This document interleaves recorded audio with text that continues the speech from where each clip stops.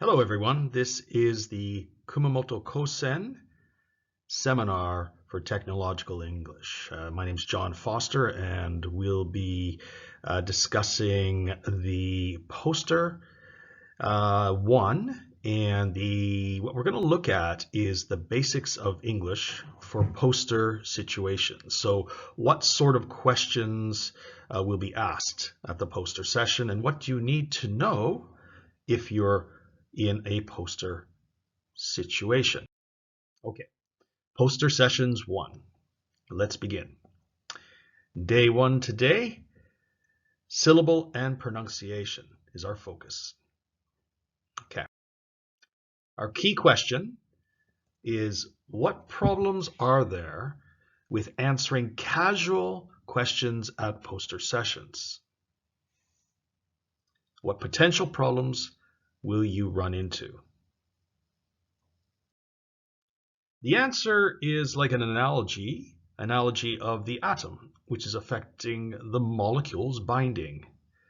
Natural casual English is affected by fundamental components, similar to atoms or molecules affecting larger scale interaction between living beings.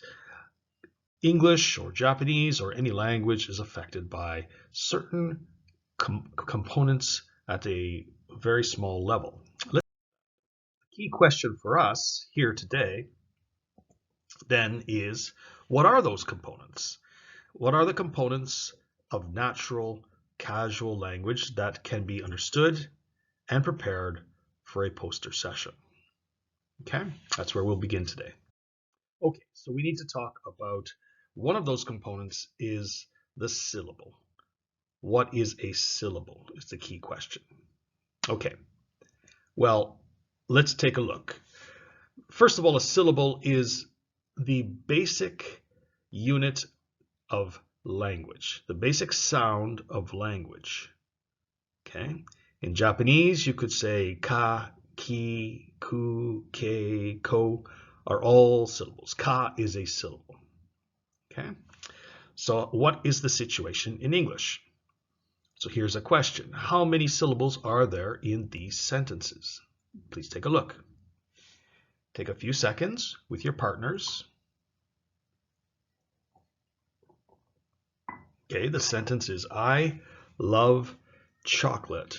That's the way it's written. I love chocolate. Work with your partners. Answer the question. I'll give you 1 minute.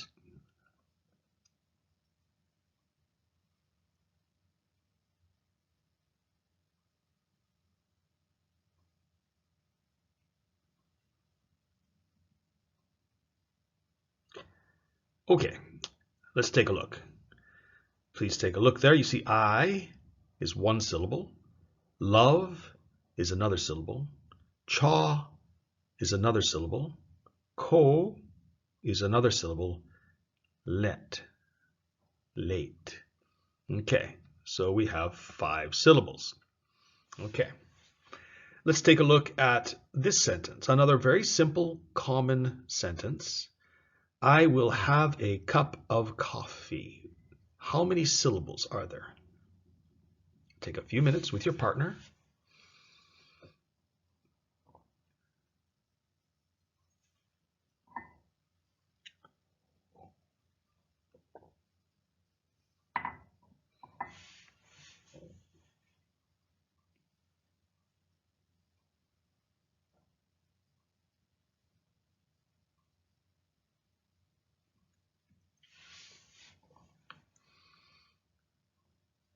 Okay, I will have a cup of coffee, right?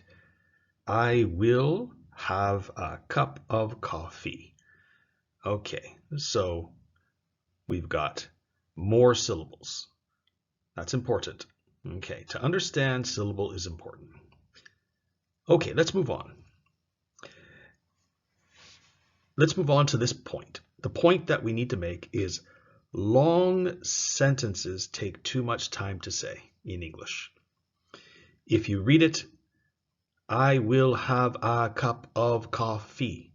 takes too much time. Far too much time. It's too long. So why are there so many syllables?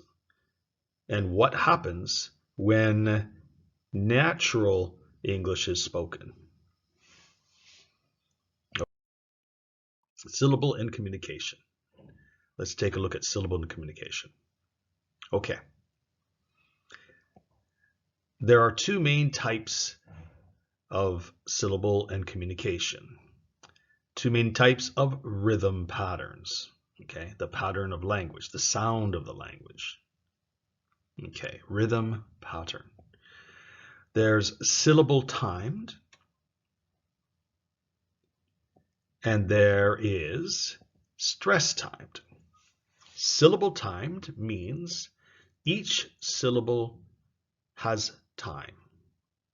So, for example, a syllable-timed language would say, I would like to have a cup of coffee. I love chocolate. Okay, that's a syllable-timed language. But a stress-timed language focuses only, time is only on the stressed points. So stressed points are the important information. Syllable-timed, stress-timed. Okay?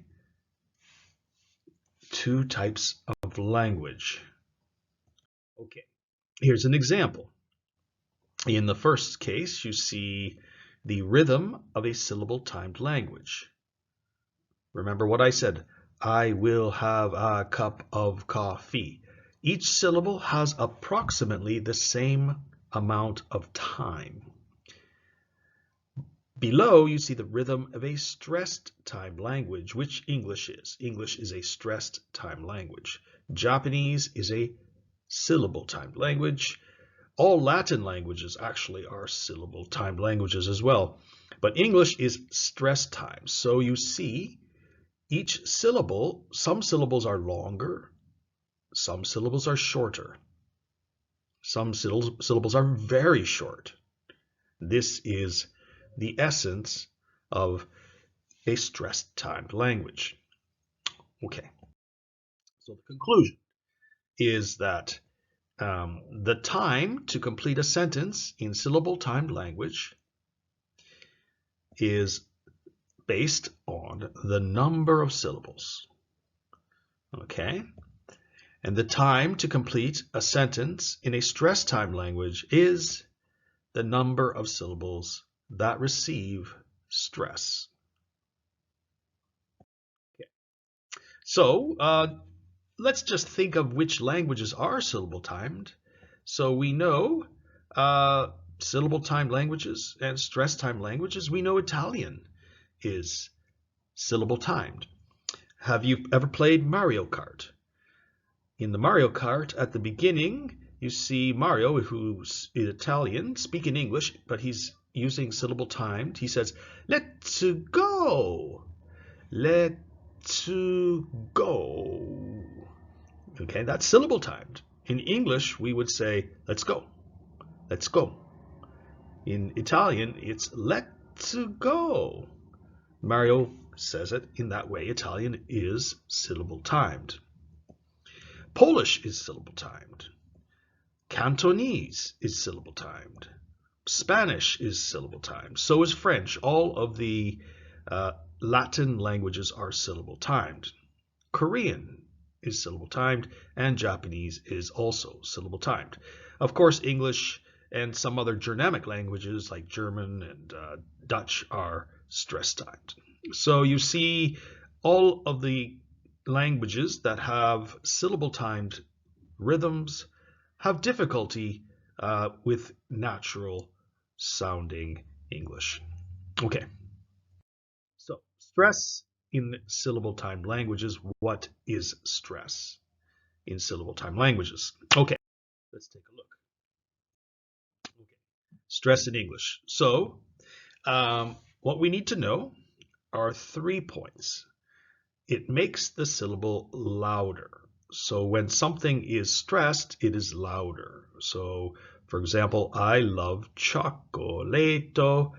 in English is love, love, a little bit louder, you see. I love chocolate. I love chocolate, right? A little bit louder. Yes, louder. A little bit louder. But how about the pitch? La. Is it higher? Is there a higher pitch? Yes, there is a higher pitch. So you see, I love chocolate. So the voice goes up in pitch, up in sound, in loudness, and pitch as well. But how about longer? Is it longer? I love chocolate. Yes, this is the most important factor for making sure that your listener understands your key point is to understand that the syllable that's most important is long. So, for example, I love chocolate. Chocolate. See, the cha is longer. The ko and let are shrunk. Chocolate. Okay. So, key point is that. So, syllable timing is different. Syllable timing, for example, if we read this sentence, dogs chase cats. Okay, so what is the key point? Well, dogs chase cats. If you listen to how much time it takes me to say that, it's about a little bit less than 1 second per word. Dogs chase cats. Okay, so let's take a look. We know how many syllables are there. 3, right? Dogs chase cats. Okay, those are 3 syllables. And how much time does it take? As I said, approximately 3 seconds. Okay, so what happens to the sentence if we make it longer? Okay, let's add an article. Articles are like the, some. Okay, let's add an article. See what happens. Okay, so we have 4 syllables now. The dogs chase cats. Okay, 4 syllables.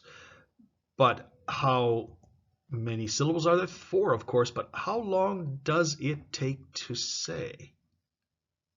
Okay, with your partners, think about that.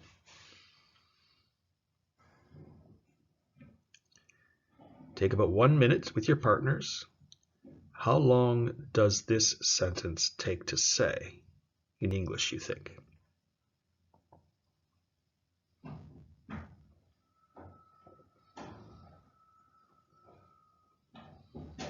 Okay, so now listen to me say the sentence. The dogs chase cats.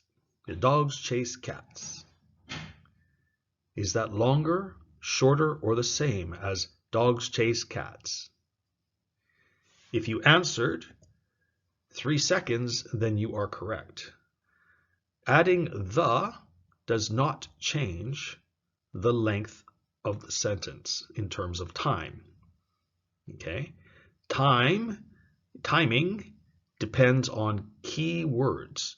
In the sentence, dogs and cats and chase are the main content of the sentence. The is a functional part. So functional parts do not add time.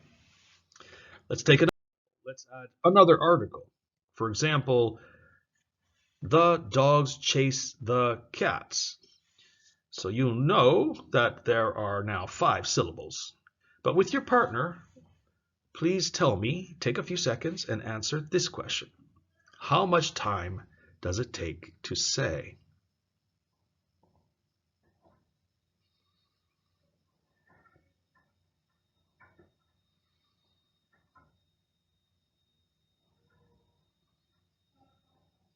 Okay, so if your answer is 3 seconds, still 3 seconds, you are correct. Another article, still functional, does not add extra time. So the sentence sounds like this. The dogs chase the cats.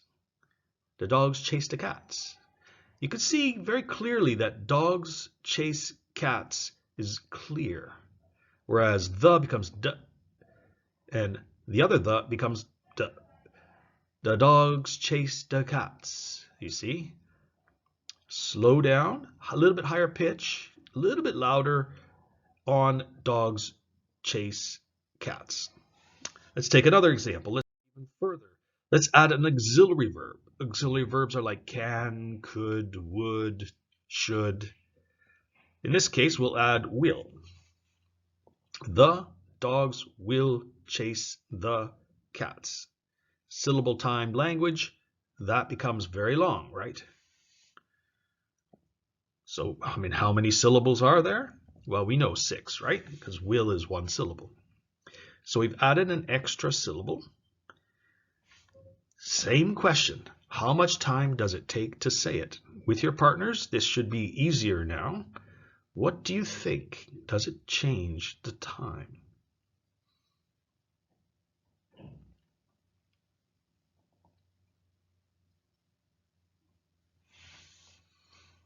Okay, if you said that it's still 3 seconds, then you are correct. Listen to me say the sentence. The dogs will chase the cats. The dogs will chase the cats. You see, the dogs will chase the cats. You see that? The key words are still a little bit louder, a little bit higher pitch, a little bit longer, or quite a bit longer. The will, the is shrunken. Okay, so that very little time is taken up. Does not add significant time to the sentence. This is important. Very short sentences can be very quick, but if we focus on the key words, then we can catch what the main meaning is. I guess we've got another couple examples. If you look at the auxiliary verb, the dogs will have chased the cats, we go up to 7, but no change, right? Okay. We could keep adding functional words and we don't change the time. Only content words change the time of a sentence. So content versus non-content words, what are they? Well, let's take a look. We need to know a good list of content words is important for preparing for your speech, for your PowerPoint presentation, and poster session. Okay, you'll see that content words are all nouns, proper nouns. All proper nouns are content words, but non-content words are articles. For example, the, some, right? Nouns like men, dogs, potato. Okay. Content words include main verbs, right? Like running or going or experimenting. Non-content words include auxiliary verbs. Okay, we talked about have as an auxiliary verb, not as a verb. In the present perfect, for example, will, could, should. Adverbs are content words. Adverbs slowly, quickly. But conjunctions are not content words. They're non-content. Conjunctions like but, so. Adjectives are content words. Blue, large. But pronouns are non-content words. He, she, it. Question words like what, how, when are content words. That's important because for Q&A, we need that. But prepositions like under, on, in are non-content words. Demonstratives are content words. Demonstratives like this, that, but not relative pronouns. Which, who. Okay, there's your list. Okay, please remember that when you're preparing. Okay, let's go to the conclusion for this slide presentation. Content words are louder, higher pitch, and longer in time. Content words add about a second. Non-content words, no extra time. Okay. So we have activities, and Andy will take care of that for you. Okay, you'll be working in groups of 2 or 3. We'll go to the textbook, page 22, and we're actually not going to do this. So, okay, that's it.